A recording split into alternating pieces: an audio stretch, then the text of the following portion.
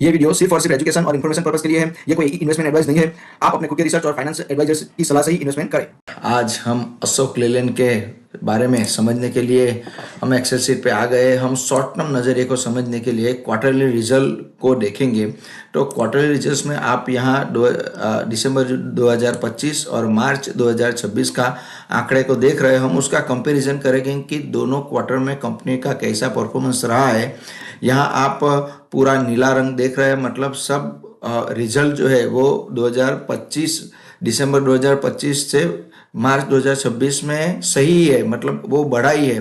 तो हम sales company की 16% से बढ़ी है, वैसे ही एक्सपेंस भी 16% से बढ़ा है। इसका जो ऑपरेटिंग प्रॉफिट है वो 17% से बढ़ा है। आप यहाँ पर देख सकते हो।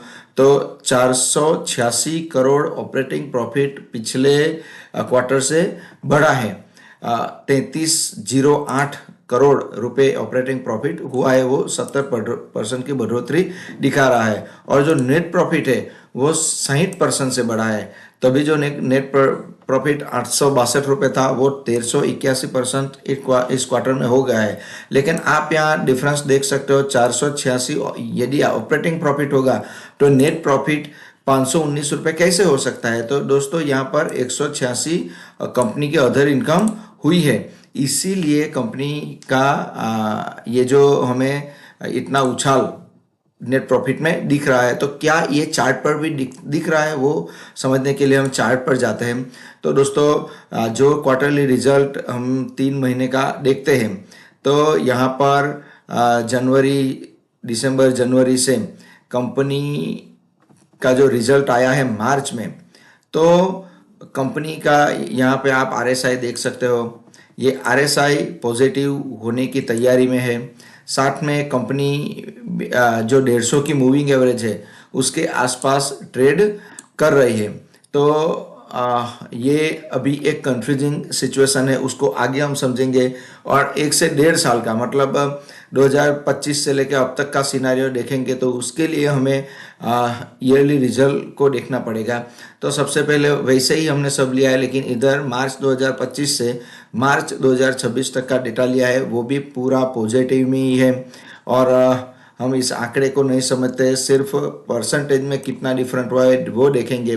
तो सेल्स यहाँ पर भी 16% से बढ़ी है, ईयर टू ईयर में भी। एक्सपेंस भी 15% से बढ़ा है।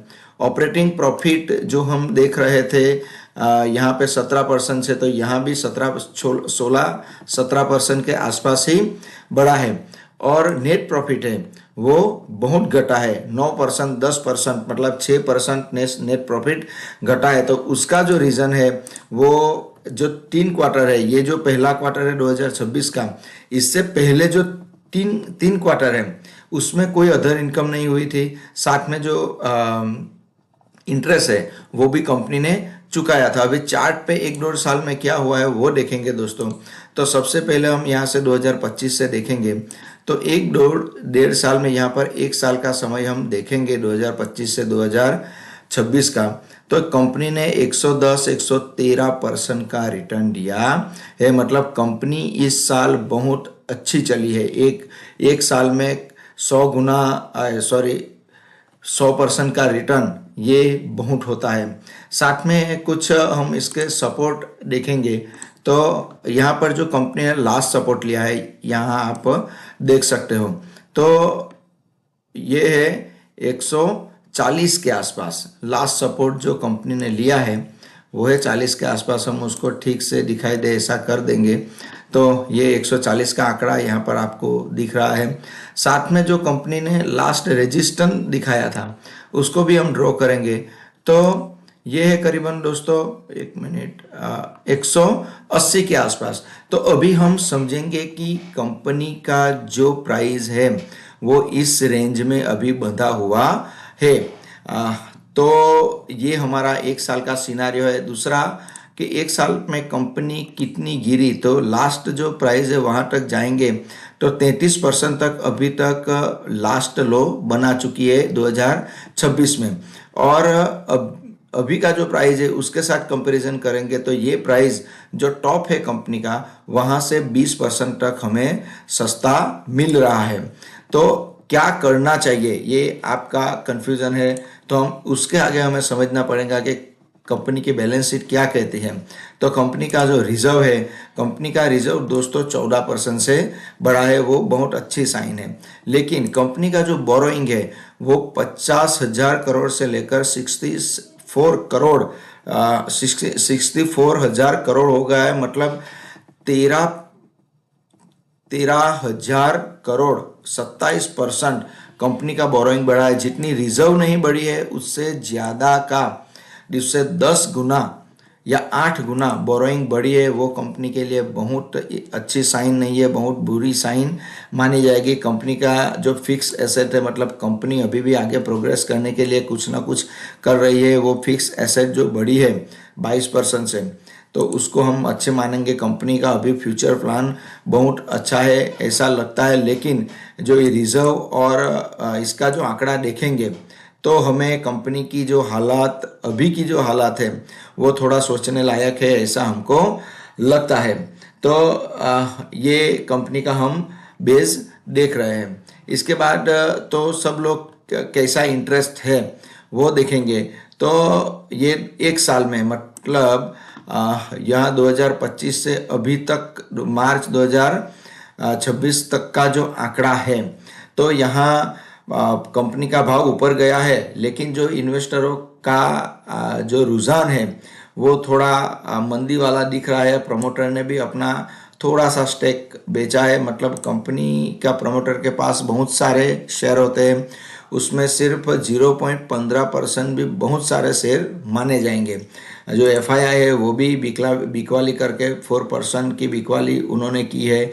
डीआईआई ने भी 1% की बिकवाली की है। गवर्नमेंट अभी अपने उसी जगह पर है। लेकिन जो कुछ भाव गिरा है उसमें पब्लिक ने अपना इंटरेस्ट दिखाया है, और 5%, मतलब ये जो सब बेचा है उसको सब पब्लिक ने खरीदा है। तो जो शेयर होल्डर है कंपनी के, खास करके 2025 में 4,81,000 थे, लेकिन वो सीधा यहाँ पर 79%, मतलब 3,81,000 स्टॉक होल्डिंग में जो बढ़ोतरी हुई है स्टॉक होल्डर में, वो 4,81,100 से लेके 8,62,000 तक, 6,300 तक हो गई है। तो इसका चार्ट पर हमको पूरा प्रभाव दिख रहा है। आप यहाँ पे देख सकते हो दोस्तों, कंपनी सीधा 33% तक, और अभी तक देखें तो 22% तक टॉप से गिरी हुई है। उसका कारण हमें स्टॉक होल्डिंग पैटर्न में मिलता है। तो यहाँ देखकर आपको एक मोटा मोटा सिनारियो हो गया होगा कि हमें क्या करना चाहिए। यदि कंपनी का भाव गिरेगा तो एक तो हमको 140 का ये आंकड़ा मिल गया है।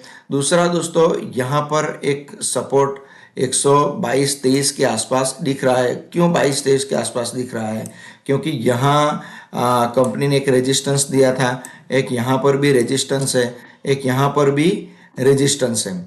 तो यदि कंपनी खराब परफॉर्मेंस करती है, भाव डाउन आता है, तो यहाँ तक जाने की बहुत संभावना है। ये एक सपोर्ट तो है कंपनी का 140 के आसपास, लेकिन जो आ सकता है तो भाव यहाँ तक भी आ सकता है।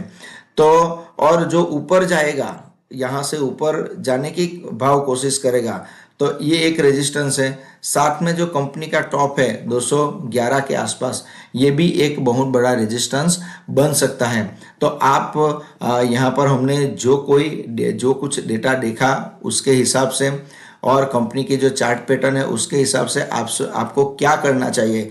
यदि भाव नीचे गया तो क्या एसआईपी चालू रखनी चाहिए, स्टॉक एसआईपी के साथ खरीदना चाहिए, स्विंग ट्रेडिंग करनी चाहिए, क्या करना चाहिए, एक अच्छा सिनेरियो आप बना सकते हो। हम यहाँ पर एक स्क्रीनर में भी ओपन कर लिया है, तो यहाँ पर हम देखेंगे कि कंपनी ने उसका जो कंपाउंड ग्रोथ रिटर्न कैसा दिया है। तो 3 साल में कंपनी का जो सेल्स है वो 11% से बढ़ी है, 5 साल में 24% से बढ़ी है।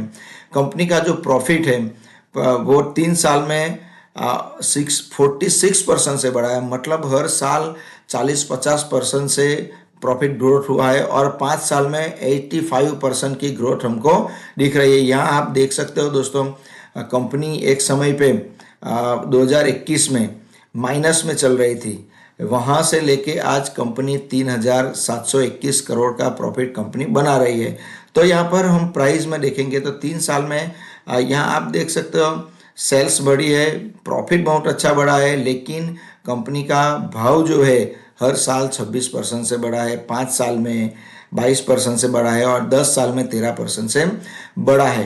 तो अभी ये जो प्राइस है, ये प्राइस हमें क्या कहती है वो आपको अंदाज़ा लगाना पड़ेगा। हमने आपको सब डेटा दिखा दिया है। यदि आपको ये वीडियो पसंद आया तो प्लीज़ चैनल को सब्सक्राइब करिए। Thank you very much.